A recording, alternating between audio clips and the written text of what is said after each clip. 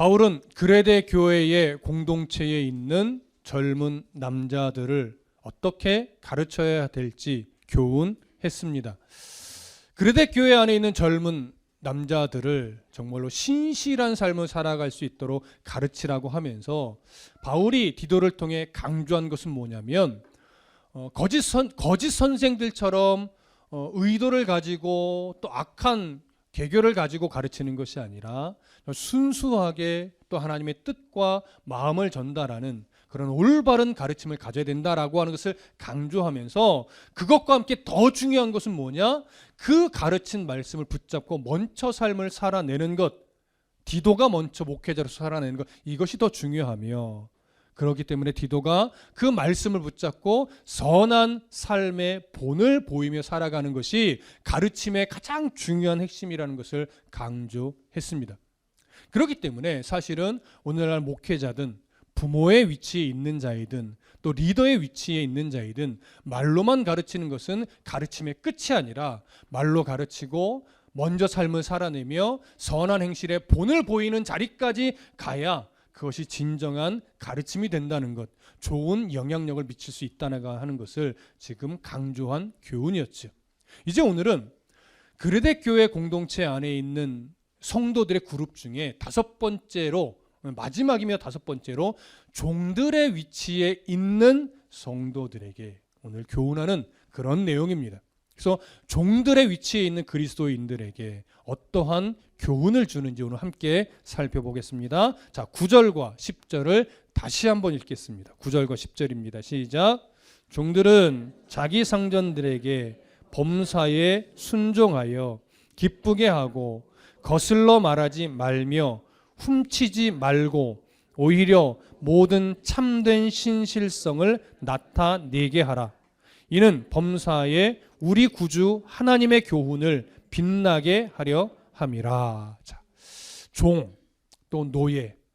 여러분 아시다시피 고대 로마 시대 로마 제국 사회에서 이 노예 제도, 종을 부리는 것은 너무나도 보편적인 일이었고 사회의 중요한 요소였습니다. 그렇기 때문에 로마 제국 시대를 살아가고 있는 곳곳의 상류층의 사람들 또한 중산층의 사람들에게 있어서요, 노예가 없는 생활은 사실은 거의 상상하기도 어려울 정도의 아주 보편적인 삶이 되어 있었습니다. 이런 노예 제도에 아마도 변화가 생긴다면 사회는 혼란에 빠질 것입니다. 실제로 여러분 상식적으로 어느 정도 알고 계시겠지만 당시 로마시, 그러니까 로마의 그 시의 인구 비율을 보면요, 로마 시민권자와 노예들, 종의 비율이요 몇 대 몇 정도로 보냐면 1대 3에서 1대 5까지도 봅니다. 그러니까 종들이 3배에서 5배 정도 훨씬 더 많았다라고 하는 것이죠. 그러니까 로마시에 살아가는 로마 시민들이 한 가정에 수명씩, 여러 명씩 노예를 두고 살았던 것으로 우리가 볼 수 있는 거죠. 그러다 보니까 한때 이 로마시를 움직이는 이제 영향력 있는 사람들 사이에서 어떠한 주장이 하나 제기됐냐면, 야, 로마에 있는 노예들을 자유인들과 똑같은 옷을 입힐 수 없다. 그리고 그들에게 노예들만 옷을 따로 구별해서 입혀서 우리 구별을 하자. 이렇게 제기가 된 거예요, 그 주장이.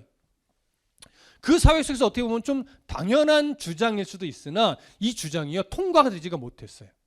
그 이유는 뭐냐면, 만일 노예들이 구별된 옷을 입고 거리를 일상을 살아가게 되면 그들의 눈에 노예들의 숫자가 훨씬 더 많네? 이런 걸 알게 되는 거예요. 깨닫게 되는 거예요. 그러면 이제 노예들이 어떻게 돼요? 훨씬 몇 배가 많으니까 힘을 규합해서 반란을 일으키면 이거 아주 심각한 문제를 초래할 수 있다라고 하는 반론이 제기돼서 그것이 모두가 다 동의하다 보니까 어떻게 돼요? 통과를 못한 거예요. 그러니까 로마시에 살아가고 있는 종들이나 노예들이요, 자신들의 숫자가 많은 건 알아요. 그러나 얼마나 많은지는 가늠을 못하고 있었던 거예요. 무슨 말씀인지 이해되시죠? 그래서 사실 당시에 로마뿐만이 아니라 로마 제국 사회 속에서 살아가는 노예들이 사실은 종종 곳곳에서 힘을 모아 반란을 일으키기도 했어요. 근데 그것이 전반적으로 힘을 함께 모은 것이 아니다 보니까 대부분 성공한 적이 없습니다. 그리고 많은 이들이 뭐 반란을 일으키거나 도망을 치거나 대항을 했다가요, 잔인하게 죽임을 당하는 경우가 많았어요. 그래서 대부분의 노예들, 거의 대부분의 노예들이요, 죽임당할 것을 두려워해서 그냥 복종하는 것에 길들여져 그저 그렇게 자포자기식으로 살아가고 있었습니다. 자, 이러한 노예들의 어떤 상태, 그 노예 문화가 그레데 섬이라고 예외는 아니었던 것이죠. 늘 억울하고, 늘 고통스럽고, 늘 사실은 마음 한쪽에 분노가 가득한 상태로 노예들은, 종들은 살아갈 수밖에 없었던 거예요. 이런 삶을 살아가고 있는 중에 그레데 섬에 있는 종들이 일부 복음을 듣고 예수를 믿게 된 일이 생겨난 거죠. 그렇게 예수를 믿게 된 종들, 여전히 고단하고 힘들고 억울하고 분노가 가득 찬 그런 삶을 살아가고 있는 종들에게 바울이 이렇게 가르치라고 교훈하는데, 그 내용이 뭐냐면 자기 상전들에게 범사에 순종하여 기쁘게 하고 거슬러 말하지 말며 훔치지 말고 오히려 모든 참된 신실성을 나타내게 하라, 그렇게 가르치라, 이렇게 디도에게 교훈하는 거예요. 디도가 이 내용을 가지고 그레데 교회의 종들의 위치에 있는 그리스도인들에게 가르쳤겠죠. 그러면 이 가르침의 내용을 듣게 된 종된 그리스도인들, 종의 신분에서 살아가고 있는 그 그리스도인들이 이 교훈의 말씀을 처음 들을 때 어떤 마음이 들었을까요? 아, 그렇지, 내가 종으로서 이렇게 살아가는 것이 옳지라고 긍정적으로 처음부터 받았을까요? 아니면 나는 맨날 이렇게 억울하게 살아야 돼? 예수를 믿고 하나님 나라의 백성이 되었음에도 불구하고 맨날 나는 항상 억울하게만 이렇게 살아야 돼? 라고 하면서 뭔가 좀 불편한 마음을 먼저 가지게 됐을까요? 여러분, 당연히 불편한 마음을 갖는 것이 정상입니다. 그럼에도 불구하고 사실 이들은 그 당시 사회로 가면, 세상으로 가면, 일상으로 가면 높고 낮음의 그 철저한 구분 밑에서 억울하게 여전히 살아가지만, 그래도 교회 안으로 들어오면 그런 높고 낮음의 구분 없이 한 형제로, 지체로, 공동체의 일원으로 대우를 받고 있었죠. 그러니까 그레데 교회는 종들까지도 한 교회 공동체의 일원으로 받아준 거예요. 그러니까 사실은 그들은 교회에 오면 위로가 되고 교회에 오면 힘이 됐겠죠.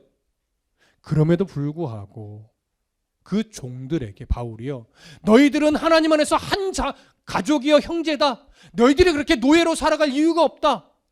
자유를 쟁취해라. 포기하지 말고 힘써 싸워라. 너희들은 또 자유인이고 하나님의 고귀한 백성이다.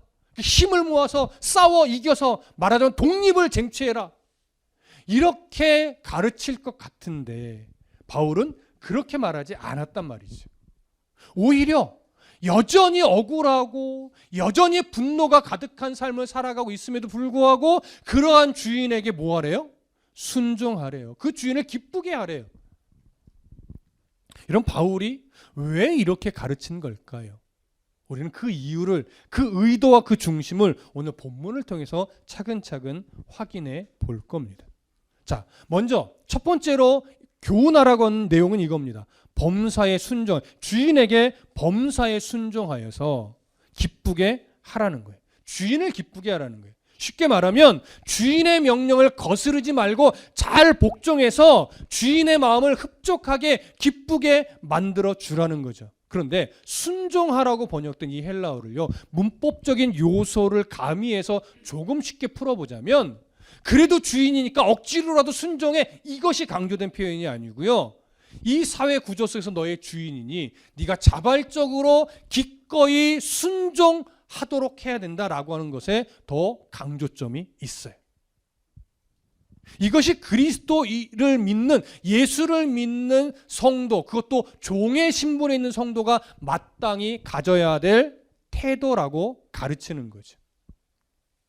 여러분, 이 요구가, 이 교훈이 종의 신분에 있는 성도들에게 아멘으로 받기 쉬운 요구였을까요?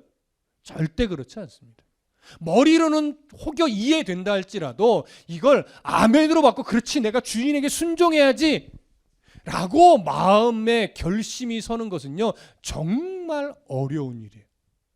그들은 어떻게 보면 태어나면서부터 지금까지 일평생이 억울해요. 일평생이 고통 속에서 살았어요. 일평생이 거의 분노에 가득 차서 살아온 사람들이란 말이죠. 근데 여전히 교회에서도 주인에게 순종하라고 요구할 때, 가르칠 때 이것을 기꺼이 아멘으로 받는 것은 이게 쉬운 일이 아닙니다. 그러니 어떻게 보면 이 종된 성도들에게 있어서 이것은 숙제와도 같죠. 과제와도 같죠. 그리고 이것을 진짜 마음을 먹고 순종하는 삶을 산다고 할지라도요, 여기에 또 지혜가 필요해요. 왜냐하면 당시 주인된 이들이 이 노예들, 종들을 대할 때요, 온유함으로 대하지 않아요. 그리고 하나님 나라의 가치관으로 볼 때도 말도 안 되는 요구를 하는 경우도 있었을 거예요. 그런 것까지도 분별하지 않고 순종할 수는 없단 말이에요. 그렇다고 반항할 수도 없고, 그렇다고 순종할 수도 없고, 오히려 예수를 믿게 되니까 더 불편한 일이 생겨. 예전에는 그냥 아무 생각 없이 하라는 대로 그냥 하면 될 일인데, 이제는 예수를 믿고 하나님 나라의 가치관이 서게 되다 보니까 이제는 할 수 있는 기꺼이 순종한 일과 절대 순종할 수 없는 일까지 또 생기는 거예요. 그러니 예수를 믿게 되니까 사실은 이 종의 위치에 있는 자들이 더 불편해지죠. 심적으로. 그런데 순종하래요. 그래서 주인을 기쁘시게 하래요. 야, 이거 정말 종된 성도들의 입장에서 쉽게 받아낼 수 없는 겁니다. 그렇기 때문에 이 요구는 어떻게 보면 과제이면서도 사명과도 같은 요구이고, 사명과 같은 요구이면서 이 사명을 감당하기 위해서는 정말 하나님이 주신 지혜 또 섭리가 필요한 요구인 거죠. 하나님이 주신 지혜 없이 이 요구를 감당해낼 수조차 없기 때문에 그렇습니다. 그럼에도 불구하고 이제 이 요구를 했고, 종된 그리스도인들은 지혜롭게 이 일을 감당해야 했을 거예요.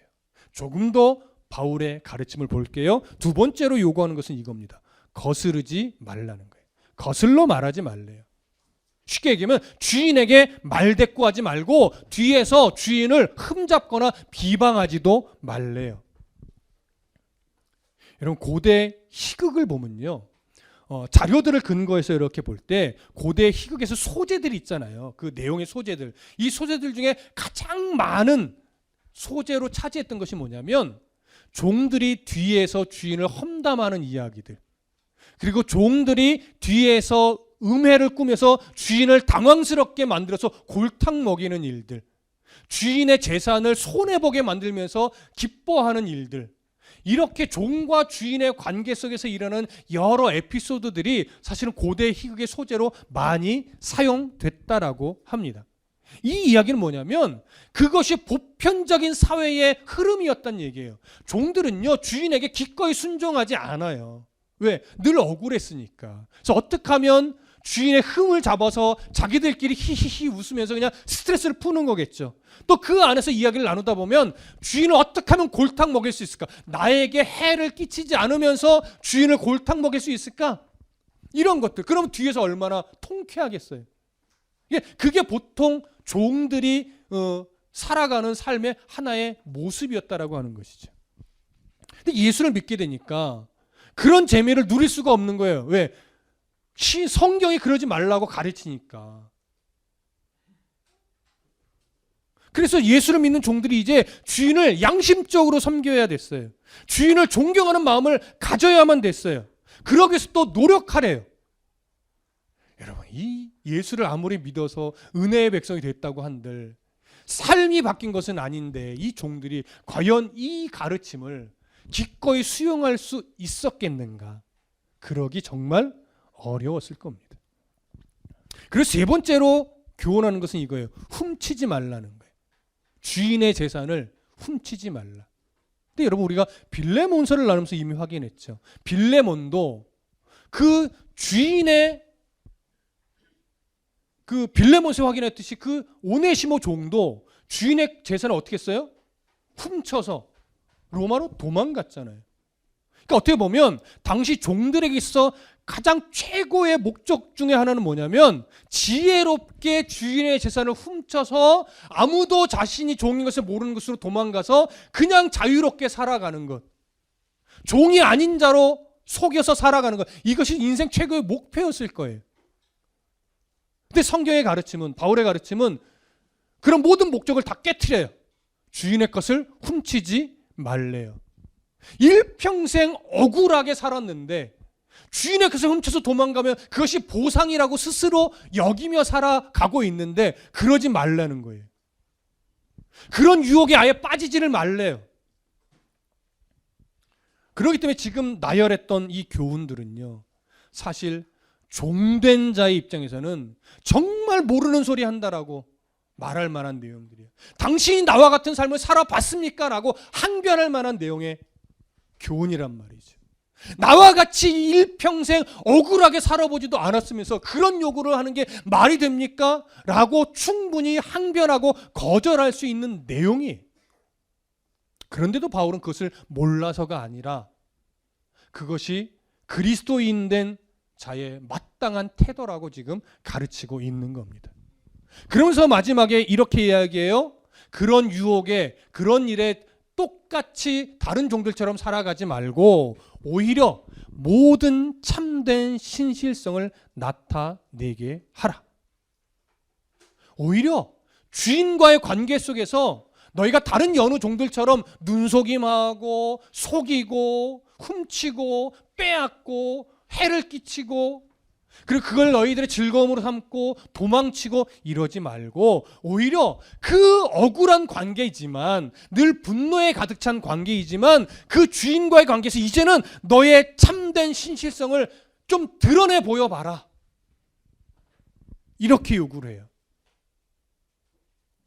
여러분, 참된 신실성이라고 말한 이 표현은요, 단순하게 주인 앞에서, 주인의 명령 앞에서 내가 그냥 순종하는 신실성을 말하는 것이 아니고요, 하나님 나라의 가치 앞에서 하나님이 우리에게 그 명령 앞에서 갖는, 보이는 그 신실성을 말하는 거예요. 그러니까 주인에게 명령하는 것, 이것 차원을 더 넘어서는 거예요. 하나님이 그걸 원하고 그것을 요구하니까 기꺼이 그 명령에 따라 네가 주인에게도 순종하는 것이 옳다라고 하는 거죠. 하지만 하나님 나라의 가치를 기준으로 하기 때문에 그 주인이 하나님 나라의 가치에 정말 반하는 요구를 했을 때는 지혜롭게 거절해야 하는 것도 포함이 되어 있어요.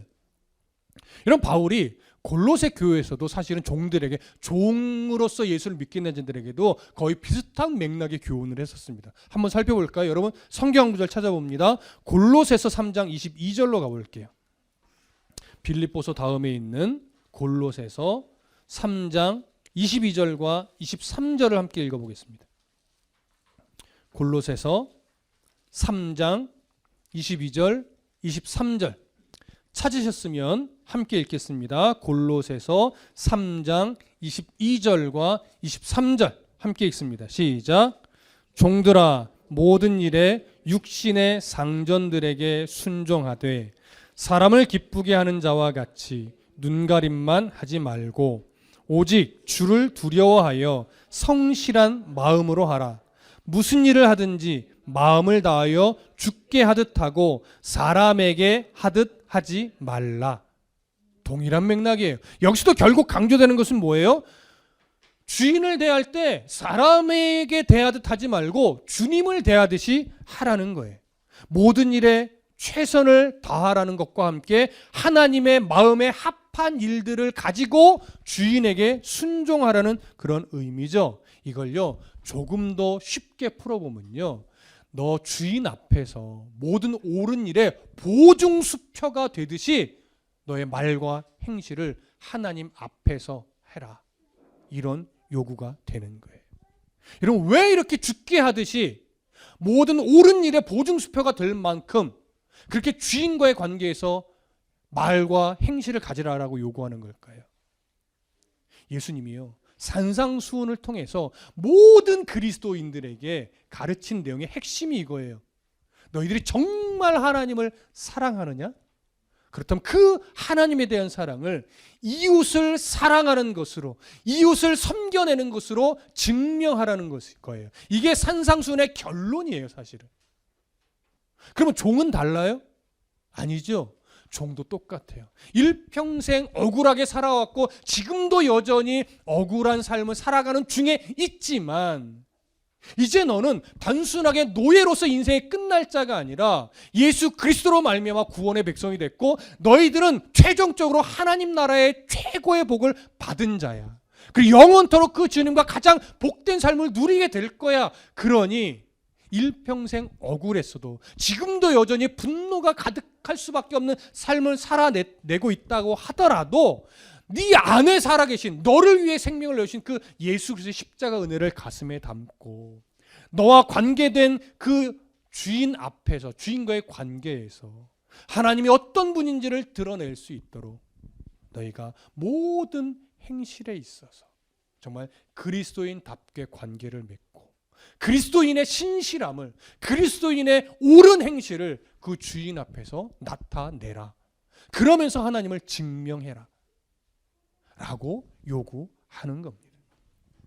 이런 바울이 특별히 더 그레데에 있는 종들에게 이 교훈을 강조한 이유는요, 그레데 교회 종들도 여전히 일반 여느 종들과 똑같이 뒤에서 주인을 험담하고 주인에게 해를 끼치려고 하고 그런 모습을 똑같이 가지고 있었기 때문이에요. 그런데 예수를 믿게 되면서 자신의 위치를 알게 되잖아요. 아, 내가 비록 이 세상에서는 종으로 태어났지만 나도 하나님의 존귀한 백성이구나, 이걸 알게 된 거예요. 그러다 보니까 사실은 일상으로 돌아가서 주인과의 관계에서 여전히 상황은 변함없는데 마음의, 주인을 바라보는 마음의 태도가 달라진 거예요. 자신은 이미 하나님의 백성으로 어떻게 보면 예수를 안 믿는 주인보다 더 존귀한 위치라는 걸 알게 된 거죠. 그러다 보니까 분명 함부로 말하면 주인에게 고난을 받고 어려움을 당할 걸 알면서도 자신도 모르게 어떤 영적 우월함을 가지고 주인을 좀 함부로 보거나 주인에게 은근히 불순종하거나 이런 일이 생겨나는 거예요. 물론 그러다가 어려움을 겪는 종들도 있었겠죠. 근데 또 다른 문제가 하나 더 있어요. 이건 주인은 예수를 안 믿고 종만 예수를 믿게 된 상황이라면 종과 주인이 함께 예수를 믿게 된 상황도 있을 거 아니에요. 많지는 않겠지만. 그러니까 일상으로 가면 주인과 종인데 교회로 오면 한 형제요, 한 자매가 되어버리는 거예요.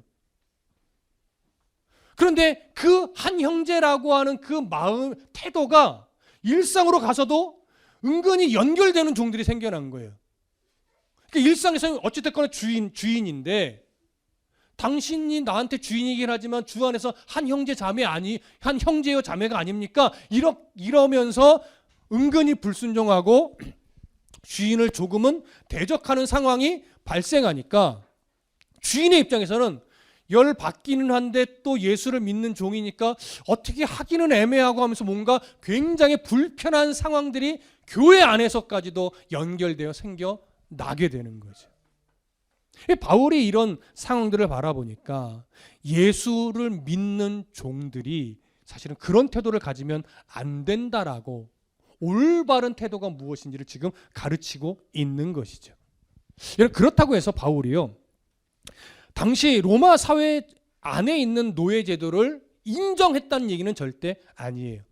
또한 노예로서 살아가고 있는 이들의 인격을 무시하는 것도 절대 아닙니다. 바울이 니들이 자유를 쟁취하라 이러지 않고 그 주인에게 순종하면서 그리스도인답게 말과 행실을 가져서 결국은 그리스도인의 신실함을 드러내라라고 요구한 것은요, 일단 당시의 제도권을 아래서 살아가고 있기 때문에 그래요. 그러니까 그 당시 사회 제도 안에서 주인과 종이라는 제도는 어쩔 수 없이 유지되고 있고 그 속에서 너희가 종의 위치에 있기 때문에 종의 위치에서라도 하나님의 아름다우심과 하나님의 나라의 모습을 드러내야 되지 않겠느냐. 그러려면 어떻게 해야 되겠느냐는 거예요. 자유를 위해 폭력을 휘두르고 싸워서 하나님의 영광이 드러날까요? 그렇지 않다라고 하는 거예요. 물론 하나님의 섭리가 끝내 노예 제도를 폐지하도록 역사를 끌어가시겠지만 어찌됐든 그 제도권 아래서 하나님을 노예의 삶을 살면서도 하나님의 영광을 드러낼 수 있는 방법은 다른 종들과는 다르게 하나님의 자녀로서 정말로 신앙의 양심을 가지고 주인을 신실하게 대하고 속이지 않고 훔치지 않으며 그리스도인의 옳은 말과 행실로 주인과의 관계에서 드러내 보이다 보면 한동안은 오해하고 어렵게 더 만들 수도 있겠지만 하나님의 섭리 가운데 끝내 그 종을 통해서 주인에게 무엇이 드러나요? 하나님의 영광이 드러난다는 얘기예요. 하나님이 그렇게 섭리하실 것을 믿으라는 거예요. 그러다 보면 때론 그 주인이 종을 통해 누구를 만나는 역사도 일어날 수 있어요. 하나님을 만나는 역사도 일어날 수 있다라고 하는 거예요. 그걸 위해 네가 참으라는 거죠. 그걸 위해 네가 더 정직하라는 거죠. 그걸 위해 주인 험담하지 말고 오히려 주인을 위해 기도해주며 주인에게 신실함과 올바름이 무엇인지 네가 삶으로 증명해 내라는 거예요. 그래서 이 이야기를 하는 거예요.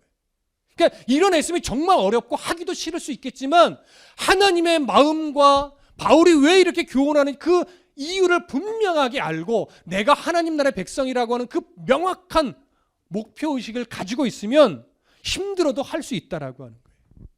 그래서 마지막에 이렇게 교훈하는 거예요. 왜 내가 이렇게 너희에게 교훈했냐면 이는 범사에 우리 구주 하나님의 교훈을 빛나게 하려 함이라.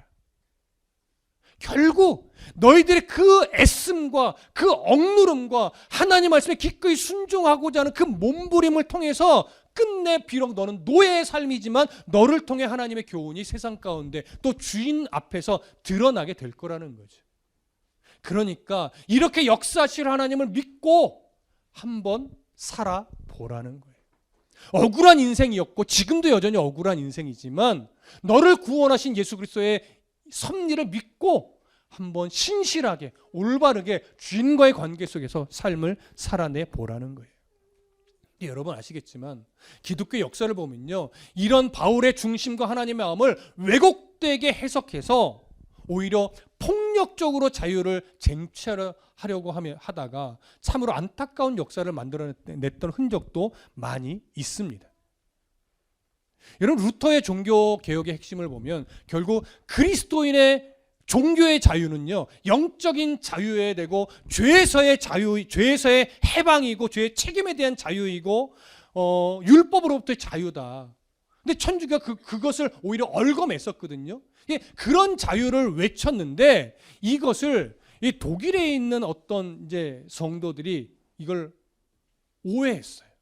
그래서 이 자유를 오히려 극단적으로 받아들이고 하나님의 나라에서의 자유는 이 땅에서 그리스도인들을 어느 누구도 속박할 수 없다라고 하면서 독일의 대군주들에게 오히려 폭력적으로 싸웠어요.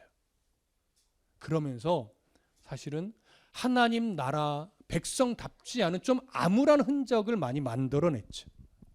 그리고 신학적으로 봐도 이 그리스도인의 자유에 대해서 왜곡된 해석을 한 신학자들이요, 결국은 어떤 방향으로 이 세상을 흘러가냐면 복음은 예수 그리스도가 이 땅에 온 것은 결국 만민이 경제적으로 평등하고 억울한 이가 없게 하기 위해서 온 것이다 라고 하면서 어떤 운동권의 모습으로 많이 흘러갔어요.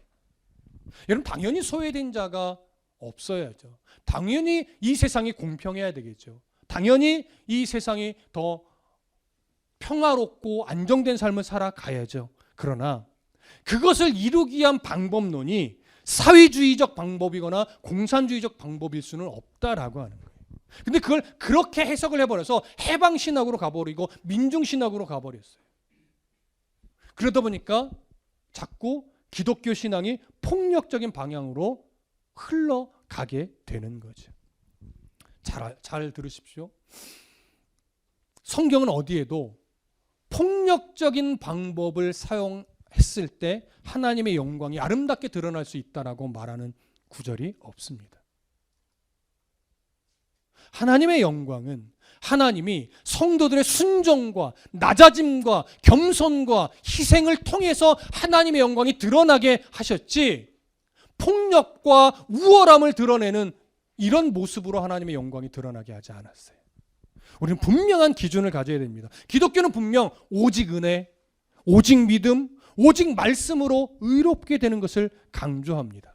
이것이 복음이에요. 그리고 복음이 충만한 사회가 되면 분명 문화도 변하고 빈곤이나 사회적 억압도 줄어드는 것은 맞아요. 그렇게 되어야 해요. 하지만 복음이 이런 세상의 변화를 목적으로 하고 있지는 않다라고 하는 거예요.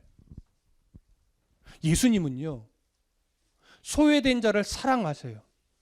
억울한 자가 없기를 원하세요. 병든 자를 고치기를 원하세요. 하지만 예수님의 이 땅에 오신 목적은 소외된 자를 위해서 온 것이 아니에요.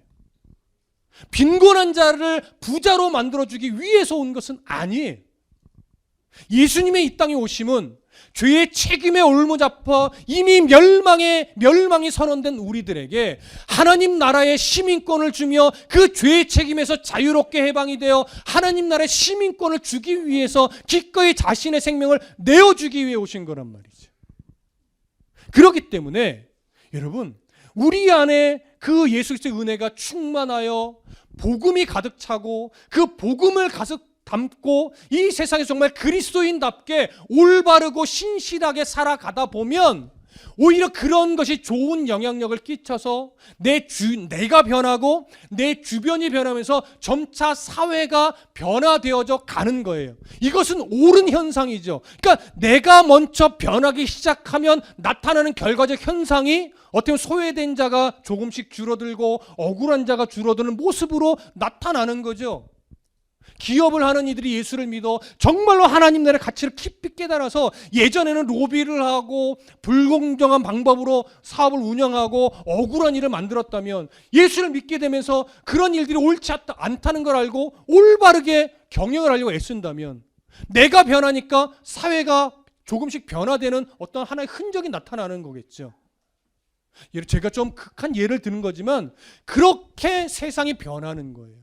세상을 변화시키기 위해 그리스도인이 방법을 가리지 않고 싸우는 것이 옳은 것이 아니라 내 안에 복음을 올바르게 채우고 복음에 합당한 성도로서 올바르고 신실하게 살아내면 결국 내가 변하고 주변이 변하고 세상이 조금씩은 변해 가더라라고 하는 거죠. 그럴 때 그 속에서 하나님의 영광이 드러나는 거예요. 우리가 소망해야 될 것은 바로 이겁니다. 여러분, 지금은 사회 제도적으로 종과 주인이 있는 시대는 아니에요. 하지만 여전히 갑과 을이 존재합니다. 여전히 억울함을 고스란히 끌어안을 수밖에 없는 이 불공정한 모습은 여전히 가득해요.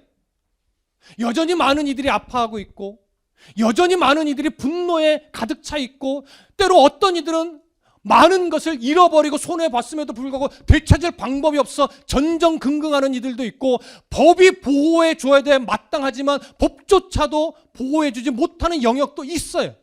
우리는 뉴스를 통해서 이런 속상하고 안타깝고 분노가 일어날 수밖에 없는 뉴스들을 많이 봅니다. 그 속에서 그리스도인은 어떻게 살아가야 되겠습니까? 우리가 해야 될 영역에서 많은 소리들도 내야 되겠고 해야 될 일들도 함께 동참해야 되겠지만 그것보다 더 중요한 건 나는 예수 믿는 그리스도인이라는 이 사실을 잊어버리지 않는 거예요. 그리고 나의 말과 행실이 억울함을 표출하고 분노를 표출하고 싸워서라도 무엇인가 내 것을 쟁취하고자 하는 그 싸움이 아니라 나의 말과 행실이 정말 그리스도인다운가?